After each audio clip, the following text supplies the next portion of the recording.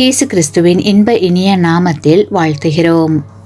இன்றைய வேத வசனம்: நீங்கள் இந்த பிரபஞ்சத்திற்கு ஒத்த வேஷம் தெரியாமல் தேவனுடைய நன்மையும் பிரியமும் பரிபூரணமுமான சித்தம் இன்னதென்று பகுத்தறியத்தக்கதாக உங்கள் மனம் புதிதாகிறதினாலே மறுரூபமாகுங்கள்.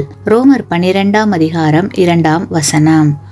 Today's Bible verse: And do not be conformed to this world, but be transformed by the renewing of your mind, that you may prove what is that good and acceptable and perfect will of God. Romans chapter 12 verse 2. கிறிஸ்துவுக்குள் அன்பான சகோதர சகோதரிகளே, நம்முடைய உருவம் இன்னதென்று கர்த்தர் அறிகிறார். அவர் நம்முடைய வாழ்க்கையை திறந்த புத்தகம் போல் படித்திருக்கிறபடியால் நிச்சயம் நம்முடைய வேஷமெல்லாம் ஒரு நாள் கலையும். அப்போது அவமானமும் துன்பமும் அடைவதற்கு பதிலாக இப்போதே கர்த்தருக்கு பிரியமான காரியங்களில் ஈடுபட்டு கிறிஸ்துவை நம்முடைய வாழ்வில் பிரதிபலித்து காட்டுவோம். ஆசீர்வாதம் பெறுவோம். ஆமேன். நீங்கள் பெற்ற இந்த ஆசீர்வாதத்தை மற்றவர்களோடு பகிர்ந்து கொள்ளுங்கள்.